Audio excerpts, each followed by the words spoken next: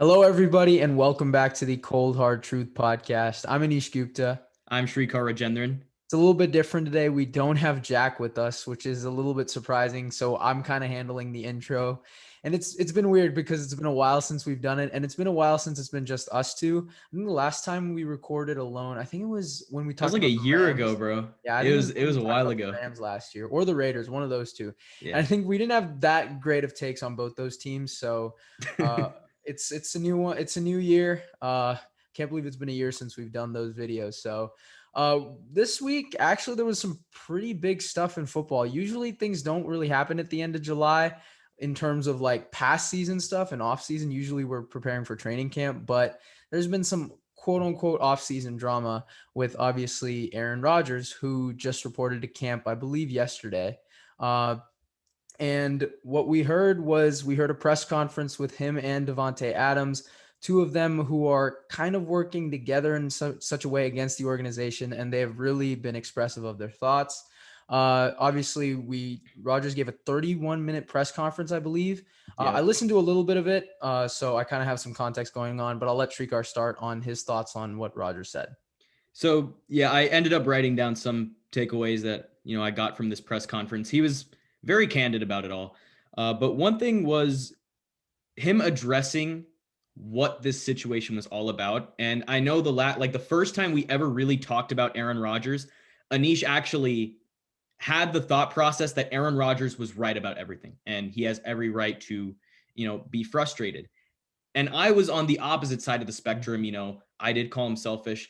But here, after watching this press conference, I think I understand more where Aaron Rodgers is coming from because it had absolutely nothing to do with the Packers drafting Jordan Love. It had Mm-hmm. everything to Yep. do, or not everything, but more so to do with the loss of a player like Jordy Nelson, with the loss of Randall Cobb, Clay Matthews, Julius Peppers. TJ Lang, Guys, he gave an entire list and he went exactly. total specifics. And when I heard that, I flipped. I was like, there is no way this dude literally said on live TV, on press conference, every name he wanted to mention, he threw it out there. No, That, and he yes. made he made it be known. He made it be known, and the reason being is because those guys we all know their production declined, but they were still high character guys, great leaders in the locker room, people who Rodgers really valued, even though they were vets and getting older.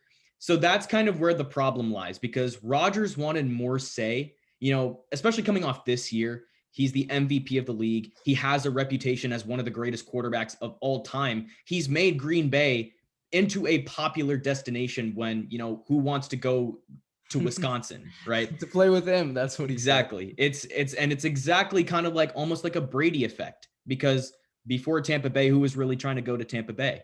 But he needed more say. And we saw this with Russell Wilson earlier about improved communication. And it's something that the Packers front office never really gave to him. And it's something that he felt he deserved. And I agree. I honestly agree. And now looking back at it, my whole viewpoint on Aaron Rodgers was completely wrong because it was very, very much wrong. And I'm not one to usually admit that, but I think I got it all twisted. They're building a good team around him, but that is not why he was mad because it has absolutely nothing to do with the players and more to do with, as he was saying throughout the offseason, the philosophy and what the front office was trying to do. And obviously he didn't agree. He wanted some say and he never got it. And honestly, I can't really fault him for that. And spilling it all in this press conference really helped not only me, but I think a lot more people understand where he was truly coming from. So I wish Jack was here so I could say I was right to both of you, but I You guess were Shrikar right. will do. Yeah. But yeah, to start it off a little lighthearted, I think I heard the word conversation about 20 million times in that press conference. That word, literally every other sentence, he's like, I'm having conversations about this, having conversations about that. I was like, Yeah. okay, maybe we could switch up the word. But after hearing it, I mean, I think it was just everything that I reiterated. But what I kind of learned a little bit more was just like I was surprised he was that open. Like he was really open to the media about what happened, and he answered every question. He said, "Okay, guys, one at a time," and he really took his time answering the questions. But I think this just again, it had nothing to do with the particular incident. I think it's just over time, and that was my point. It wasn't the fact that the team around him wasn't good enough because But here's the thing, right? Rodgers has been saying, okay, I haven't had a say in what the team's atmosphere has been. And they haven't won in the last 10 years. Sure, there are some games, yes, but I can only count them on one hand that have truly been Aaron Rodgers' fault. Like I'm not the biggest Aaron Rodgers supporter. I'm a huge fan of his, but I'm not like, an Aaron Rodgers lover. But there have been some games, of course, that, were his fault, but not a lot. Very, very few, in fact. And I think if he had a bigger say, he's a quarterback. He's one of the smartest quarterbacks in the league. His football IQ is amazing, and I'm pretty sure he knows what to do off the field as well with the team. We've seen Tom Brady do it in Tampa. I think he was a vital part of it. The GM admitted it. Bruce Arians admitted it, and I think with Green Bay, if Aaron Rodgers was a bigger option, I think we could have seen a difference in what happens in free agency. We could have seen a difference in coaching. And obviously he talked about the Matt LaFleur signing. He said, having Matt here is great, but he wasn't part of it. And that was the part he was mad about. Not the fact that they hired LaFleur, just the fact that he wasn't part of what coach they should hire. He also mentioned how his agency has been involved with a lot of draft picks that he knows are high production players, and the Packers haven't listened to him in that regard. So it wasn't the specific Jordan Love pick. It was just their draft process.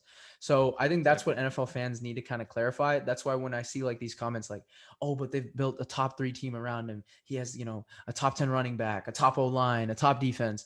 It's never been about that. That was like, that was my main point, which was why I was siding with him, was because I think he has deserved a bigger voice, and I think he can actually help the Packers. I don't know why they're so firm on it.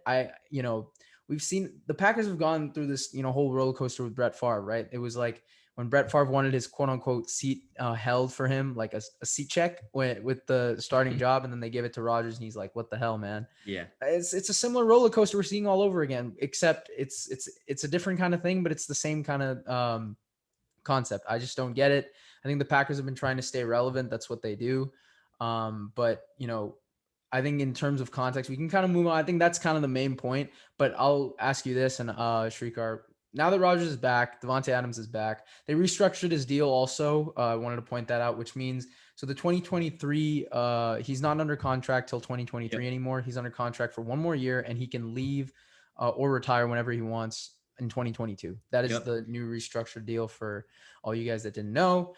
But now that he's here and also Davante Adams is here, we can, if you want, we could talk about Davante Adams' press conference as well. Because what I took away from it was he was, he basically said, I want to be paid as the highest receiver in football because I have earned it. That was what he said. And it has nothing to do with Aaron Rodgers. It has nothing to do with the Packers like organization in terms of, trying to trade him or anything like that. It's just simply him and contract disputes. So you want to give your quick thoughts on that? No, of course. And I was just about to get into the future of the Green Bay Packers as it pertains to both Rodgers and Adams. So yeah, Rodgers is only under contract for this next year. And then obviously everything surrounding this last dance sort of thing. Yeah. Of course, we saw the stories. Something that people have to, realize is Rodgers and Adams are not comparing themselves to MJ and Pippen. They are comparing themselves to the situation. Mm-hmm. If we were to compare those two to an NBA duo, I don't even know what I'd say. PG and Kawhi, low key. That would probably maybe Katie and Russ when they were both on the Thunder. Could be. That's a good one. Because they haven't been to a Super Bowl together. I mean, I don't know, but I think after this year, there are so many questions for the Packers because I don't think they're going to be able to keep both of them. I think it's only going to come down to either you pick Rodgers or you pick Adams. And from what I've seen with Aaron Rodgers over the years that I've watched him, he always manages to play with a chip on his shoulder. And he always plays to prove people wrong. And in this case, the people he's trying to prove wrong is his own front office. So I think he is going to light it up once again. Maybe not an MVP type of year, but enough to make you say, hey, I want this guy back, for longer. But here's the thing. I think that's what the Packers are hoping for. They want his trade value to go up so that they can get Davante Adams back, hopefully pay him like the highest paid receiver in the league, because I personally think he deserves it. And really, that means it's probably the end of the line for Rodgers in Green Bay. Maybe he goes and has, a Tom Brady to the Bucs type of situation, maybe that happens. But I don't think they're going to be able to keep both. What I'm worried about is the Packers losing both of those guys.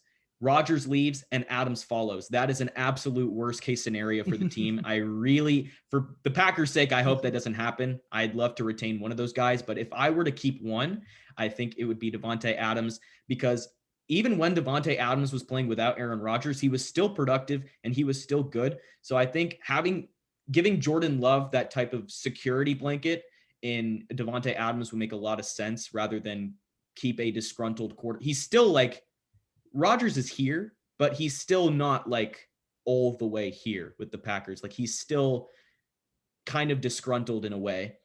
So I don't know. I think having Davante Adams would be more valuable at this point in time, speaking on 2022, than having Aaron Rodgers on your team, just because of age.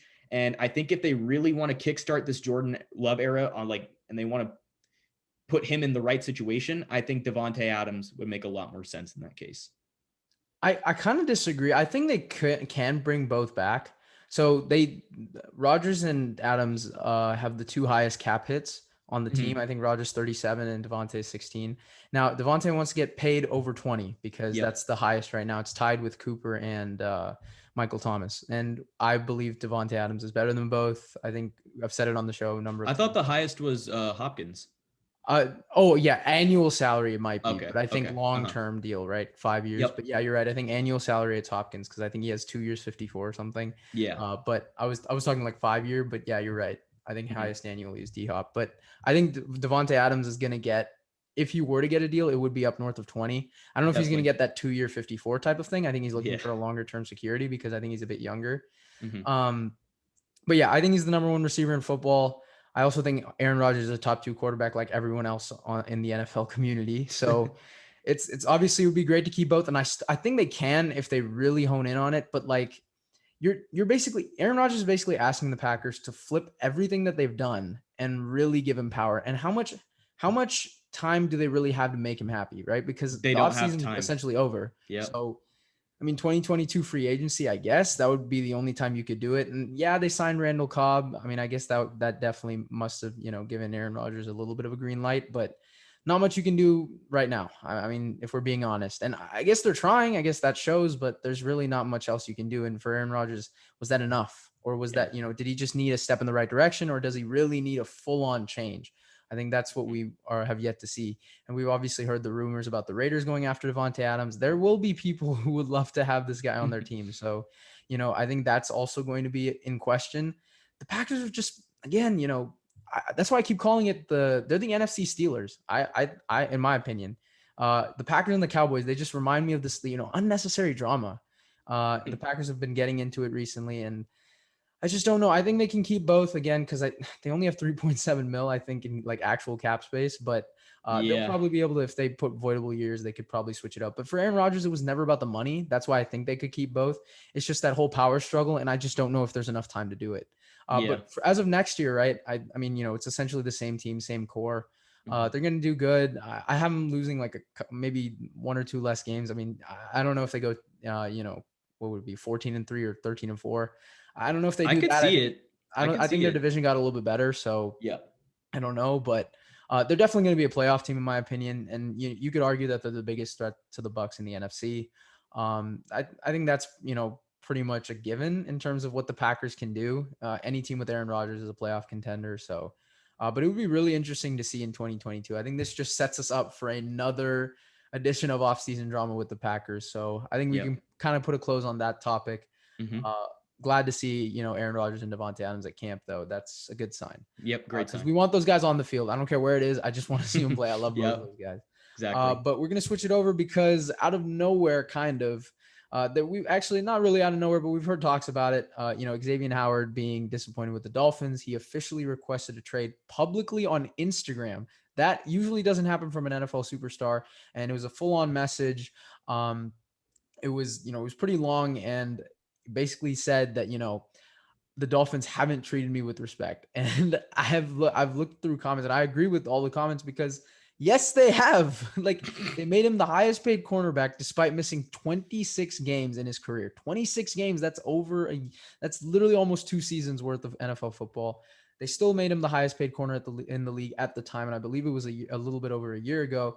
Also, I don't know if this is true. I heard a little bit about it, but him and Minka Fitzpatrick a couple of years ago got into a fight, and it ultimately led to Minka getting traded. So that, like, I don't know if it was directly because of that. Like, maybe there was something that we didn't know, but they did fight in training camp, and there was just, there was a lot of drama between those two. It's funny you mentioned that because people are mentioning the Steelers as a potential landing spot. Yeah, I know.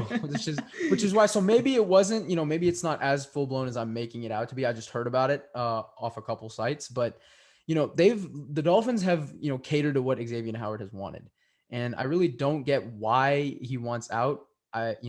He's found a home. Like, a lot of corners by fit. You've seen it. I mean, it really could change if you switch teams. So it's interesting to see how he will do, because he also played alongside Byron Jones. And, I got a couple comments on my cornerbacks ranking video. They basically told me that Byron Jones I honestly underrated him. And when I'm looking back, I watched a couple of his highlights. He played really well. So Xavien Howard is in a really good situation right now. I don't know if he wants to mess that up. But I'll let you start with a couple landing spots, maybe give 2 or 3, and I can give a couple of mine. Well, let's start with, not one of the more obvious ones, but ones like one that's been popping up on the rumor mill a lot. Obviously, the Chandler Jones requested a trade. I was thinking the Cardinals too, yeah. So are we thinking a Howard for Jones swap? I don't know. It would be a very intriguing trade, one that I really hope doesn't happen because I don't want X in my division as a Niner fan. But you lose Chandler Jones. You lose Chandler Jones, and I don't know if JJ Watt's going to carry that entire D line. So I don't know. It makes sense for both sides to do it, though, because the Cardinals need that secondary help. Byron Murphy is still growing. He's still developing. He is not that number one. I don't know if he's a just number one yet. I like him, but yeah, you're right. I don't know if he's number one. And behind him, Malcolm Butler. So they definitely Darquez Denard. See, they're good. They're solid, but they're not. They need that number one corner. Yeah, exactly. They need that lockdown guy, and they just don't have it. And that would really round out their secondary because, of course, they have Budda Baker back there as a safety. And for the Dolphins, I think Jalen Phillips having a mentor like Chandler Jones on the defensive line would be so good for him.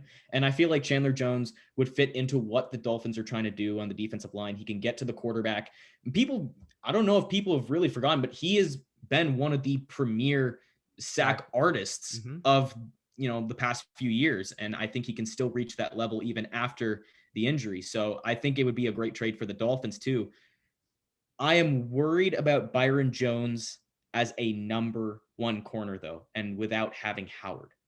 I am a little bit concerned because I won't question Byron Jones's talent. I won't question his contract. I won't question any of that. Can he hold up without Xavien Howard, being there? It remains to be seen, but he was the number one corner in Dallas. He was, for a solid year. I think it'll be interesting. I keep forgetting his name. They drafted him first round. I can't pronounce it. It's like Igenhibi or something. Igbenogany. Yeah. Igbenogany, something like that. Yeah. So I know they drafted him late first round. Can't pronounce the name. I'm not good with names. You're good, man. Yeah. So I know that's two guys at least that, have potential on that secondary. So the Dolphins wouldn't be losing much. I don't know if they do a direct swap Chandler Jones for Xavien Howard. I've heard the contract actually work out, but I think another team that I wanted to mention was Washington. I think they have pieces that they could trade, especially on that front seven. They have a lot of pieces. And obviously with their, cornerback situation, I like Kendall Fuller. I've said this a lot. I'm just not the biggest fan of William Jackson. And that, that could be just because I've watched him get burned by the Browns receivers, but I just don't think he's that good. So I think he would be really good on Washington. That was a team that I thought of. We already mentioned the Cardinals. The Cowboys have already been mentioned in rumors because one, they're America's team, and two, they could use him obviously alongside Trayvon Diggs.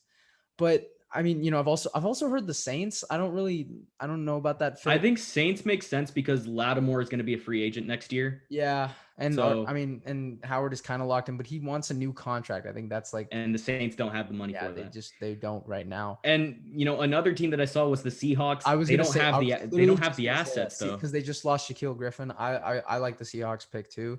just because, to finally get that number one corner since honestly Richard Sherman, they haven't had it. So I just don't know if they'll be able to pull it off because, of course, Jamal Adams wants his new deal. They don't really have the assets for Xavien Howard, but it would be it's a player that, the Seahawks, they need an immediate impact player outside of Jamal Adams in the secondary. They just don't have that right now. exactly. So I think it would make sense for them to even just give them a call, see what they want.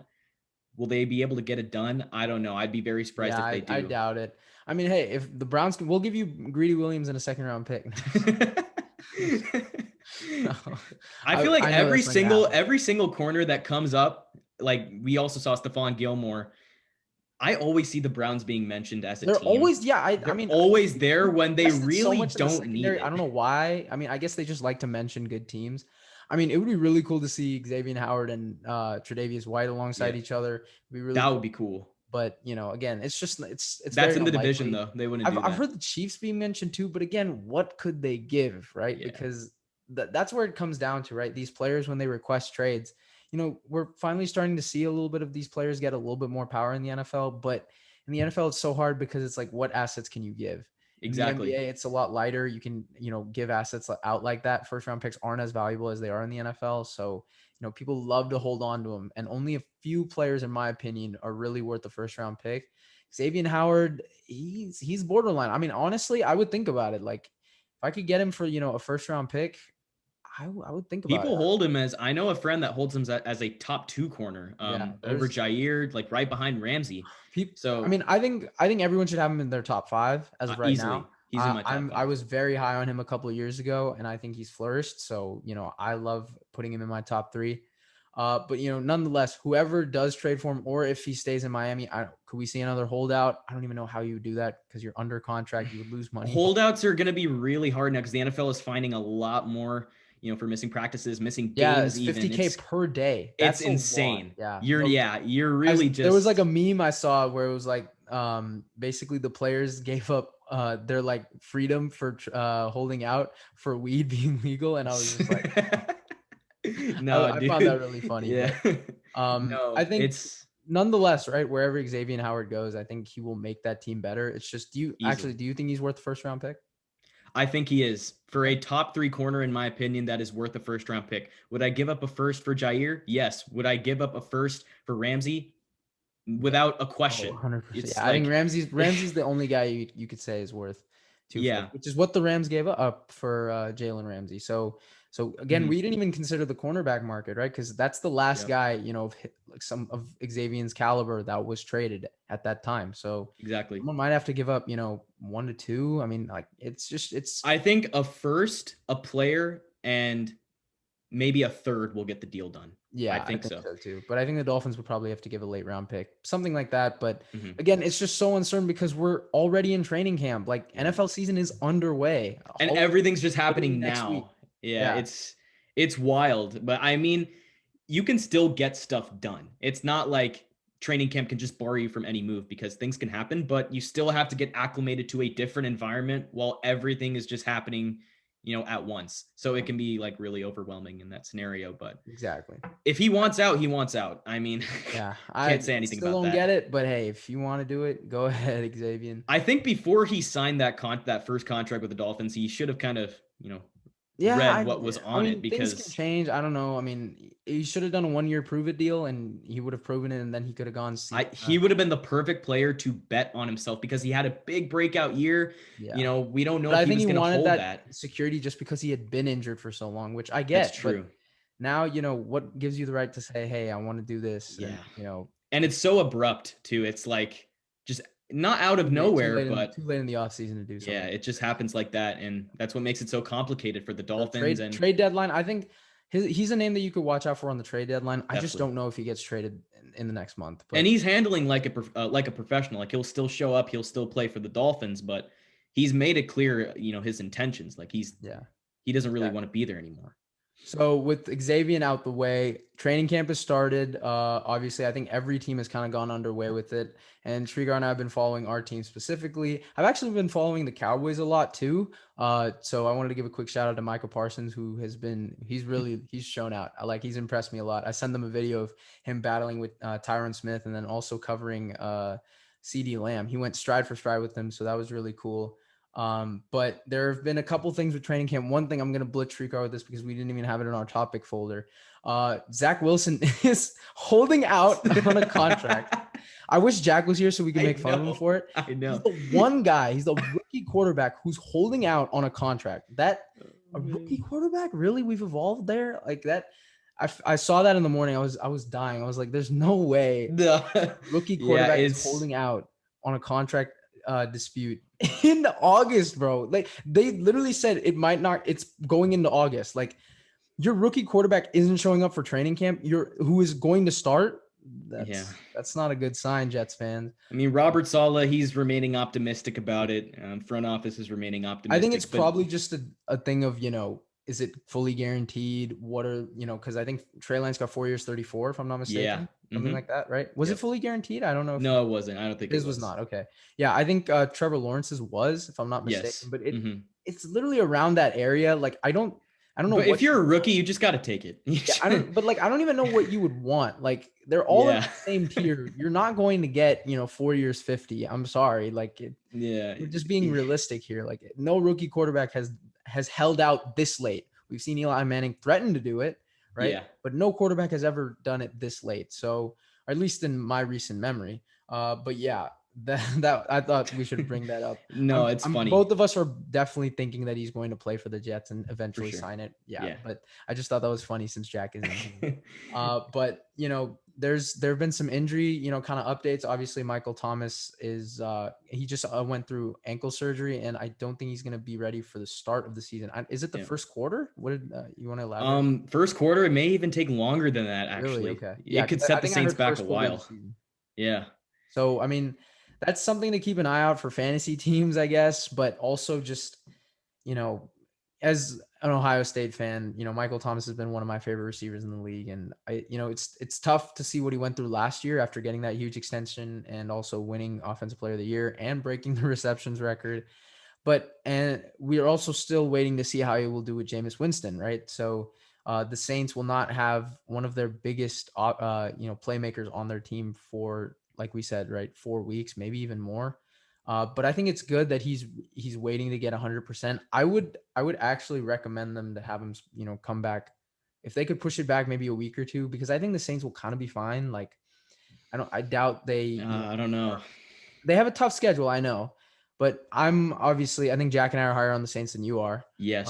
So that's why I think they'll be fine. I anyway had them winning 9 games, which may not even be enough for the playoffs, but no, I had them winning 9 games too, which is the crazy part. But yeah, I think it's just the Jameis factor, right? That's why I think Jack is a little bit higher than both of us. I'm still high on him. I know you're not as high. Not as high. I gotta see it. I gotta see it. Which, I don't know if the receiving core can really uplift them like that, but I'd say this is, behind Michael Thomas. Now that he's gone, this is one of the worst wide receiver depth charts in the entire NFL. Traquan Smith, Deontay Harris, and Callaway. I think so. I think that's how confused we are. And I don't. Saints got to grab a receiver on the market. I think they should be fine. Like, nothing too bad. I'm forgetting. I think they went after someone, but But even then, they don't even have Jared Cook anymore, so they don't have that reliable tight end. Yeah. So who is it? Adam Troutman? I mean, really? Yeah, it could be. I mean, I think, and so that was the first injury I wanted to talk about, but there was another one. Dak Prescott, he was, he went out, he left practice early. They said he would be out a couple weeks with the shoulder thing. I believe it is his throwing shoulder. Yeah. And that he had a shoulder injury in 2019. It was a very slight one, and he just couldn't practice with it. I remember this towards the late part of the year, but I don't think it's that concerning. But I thought, it's just people should know it. But does this concern you at all for the season? It's a little concerning considering it's a QB who hurt his throwing shoulder. Obviously, that's not a very good sign, but Dak seems confident that he can come back. I mean, obviously he's fought through a lot worse, but is Dak still on an MVP or not MVP, comeback player of the year trajectory?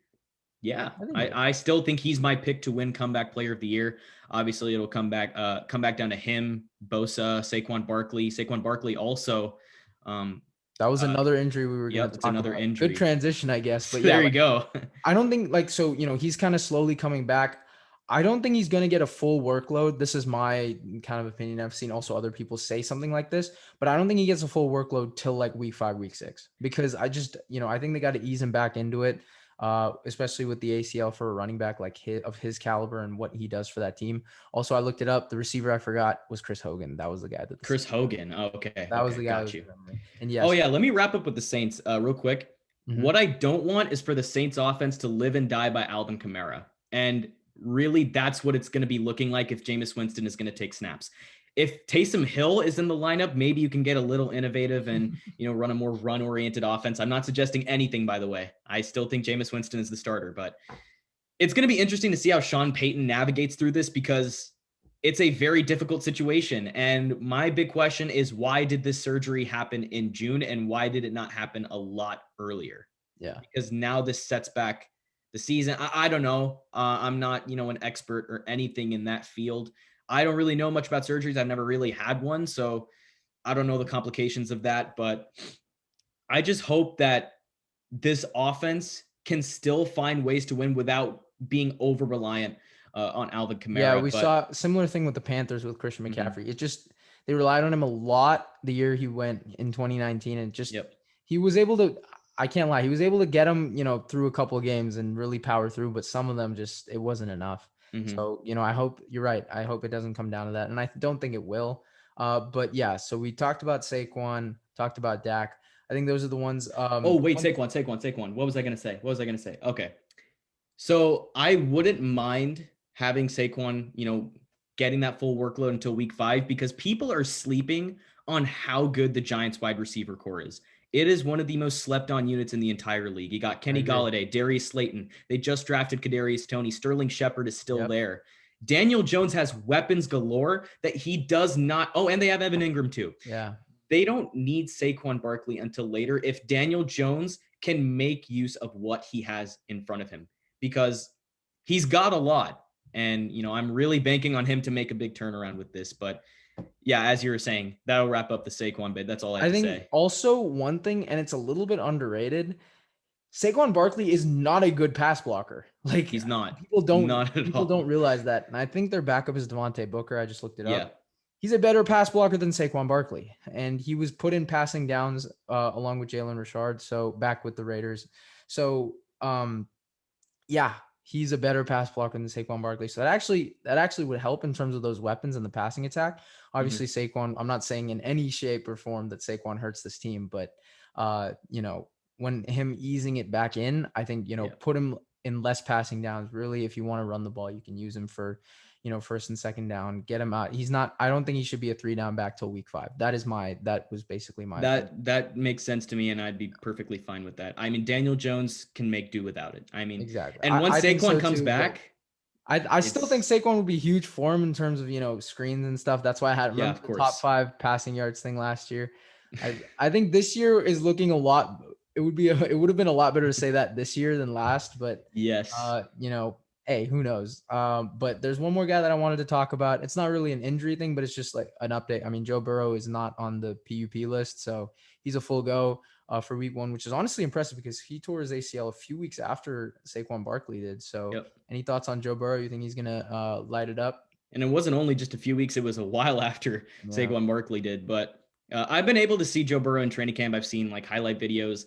I mean, he's throwing dimes to Jamar Chase, and I love that connection right off the bat. I know it's just training camp, but I can't wait to see what those two have in store for this season. But I think Burrow will make an enormous impact on the Bengals offense, and that will be seen, starting week 1. Because even after that injury, I'm also surprised that he made it back so early. Am I too concerned? Not really. I mean, I think we will see, his mobility take a hit. But I mean, in the pocket, he can still make good throws. And he has the weapons to make it happen. You got Tyler Boyd, as I said, Jamar Chase, T. Higgins. I mean, it's set up well for him. And you got Joe Mixon in the backfield, so you can rely on him. He can be the workhorse if you need him to. So I think Joe Burrow and the Bengals offense are completely fine. What I'm worried about is their defense, honestly, and I'm worried about their O-line still. I was gonna say in training that's camp, true. They even talked about how he was making throws under pressure in training camp, in practice. That is true. That's a little bit concerning. That was what I wanted to kind of transition into. That's going to concern me.